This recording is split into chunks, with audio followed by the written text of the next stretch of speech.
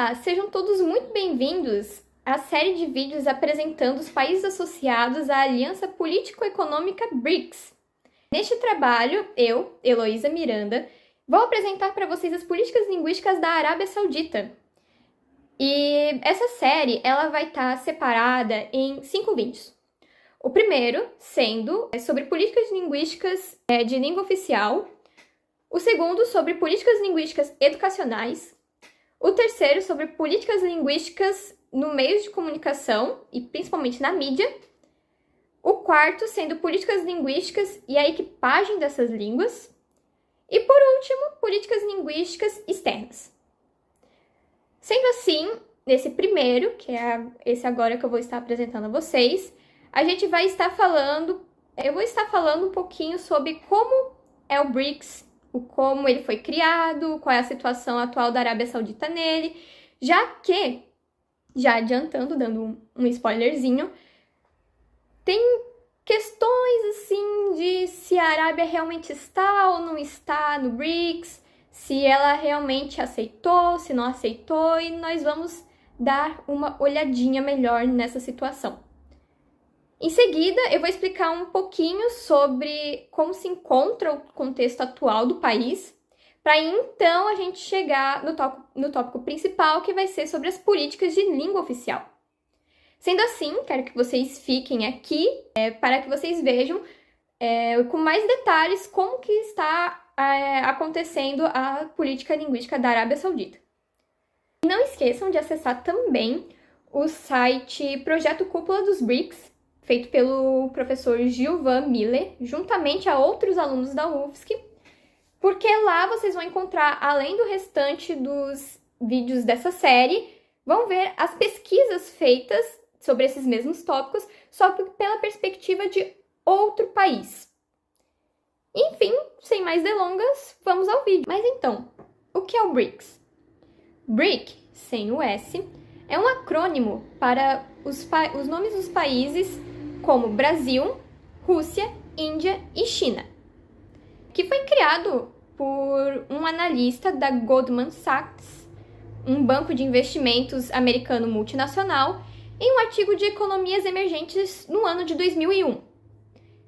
Mas esses países acabaram só se reunindo formalmente pela primeira vez às margens da Assembleia Geral da ONU em 2006. Na cidade de Nova York. A primeira cúpula realmente dos BRICS, aí com o S, aconteceu em 2009 na cidade de Ekaterimburgo, na Rússia. Contudo, a África do Sul, na verdade, não entrou nessa época. Ela só foi entrar 2 anos mais tarde, durante a terceira cúpula em Sanya, na China. Mas então, o que tem de características principais neles? Bem, eles, na verdade, possuem 42% da população mundial juntos, 30% do território do planeta, 23% do PIB global e 18% do comércio internacional.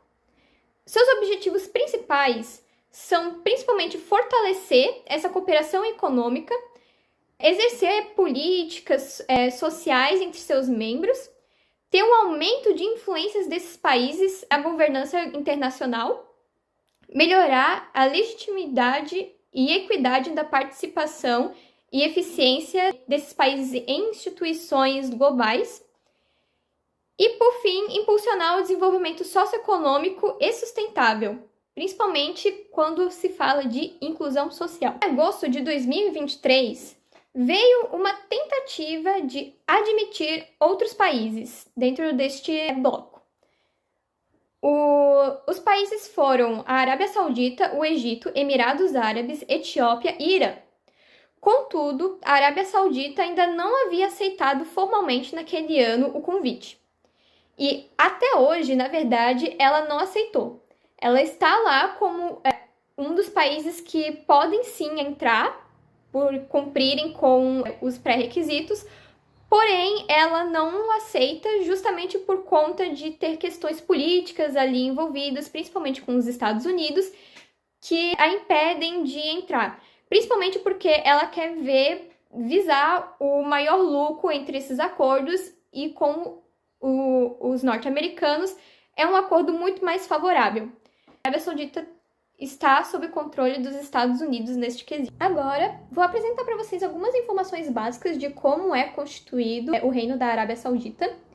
Primeiramente, a família Al Saud é a família real do país desde 1744 até os dias de hoje, então eles detêm o poder até agora. Houve um pacto que uniu essa família, principalmente com representantes da corrente do islamismo, nascida do pensamento do teólogo Mohammed bin Abdul Wahhab, que possibilitou assim o estabelecimento do Emirado de Diriyah, o primeiro estado saudita. Então, perpetuou, assim, uma aliança e um acordo dinástico entre as famílias, para, assim, com o objetivo de compartilhar o poder ali do reino. O sistema governamental, ele é basicamente uma teocracia islâmica, onde no topo do sistema legal está o rei, onde ele atua ali como o tribunal final de apelação, enfim, como fonte de perdão. E a lei que se tem na Arábia Saudita é a lei da Sharia, que deriva principalmente do Alcorão Sagrado, e segundamente da Sunna, que seriam as práticas e os ditos do profeta Mohammed durante sua vida. A terceira base seria a Ijma, que aí seria um consenso de opinião entre estudiosos muçulmanos, e por fim as Qiyas, que são a quarta fonte da lei, que seriam basicamente analogias.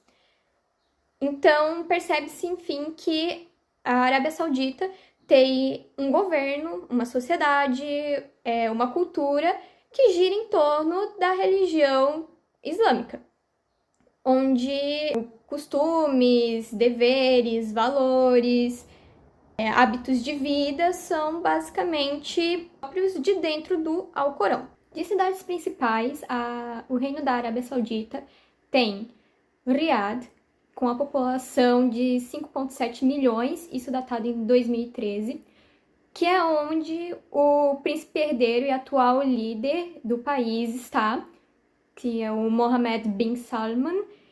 É a capital, é a principal cidade do país, enquanto tem outras 4 que também são principais, e cada uma com sua importância diferente. Jeddah é a cidade portuária do Mar Vermelho. Meca é a capital religiosa do islamismo e o centro de peregrinação da religião. Medina é a cidade sagrada, uma das mais importantes. E Daman é o centro petrolífero do Golfo Pérsico. Existe 13 também distritos administrativos, que podemos chamar de províncias ou emirados. Tem os seus governadores nomeados pelo rei ou assembleias de locais notáveis. As grandes cidades elegem os seus governos municipais, enquanto cidades e vilas menores são administradas por conselhos de anciãos, enquanto os emirados são divididos em governadorias. A população, pelo menos datada em 2011, é de 28,6 milhões de habitantes. O país é composto por diferentes grupos étnicos, mas existem 2 grupos majoritários, que são árabes, que é aproximadamente 90% da população, e os grupos afroasiáticos, que representam 10% da população. Neles ficam mais ou menos os grupos de Swahilis, Urdos, somalis, cabardinos, turcos, bengaleses e etc. Porém, nós temos também grupos minoritários, que seriam de estrangeiros que viriam para dentro do país. E, geralmente, esses estrangeiros vêm justamente ou por conta da peregrinação à Meca, ou por conta que são empresários autorizados a entrar no país, ou trabalhadores imigrantes.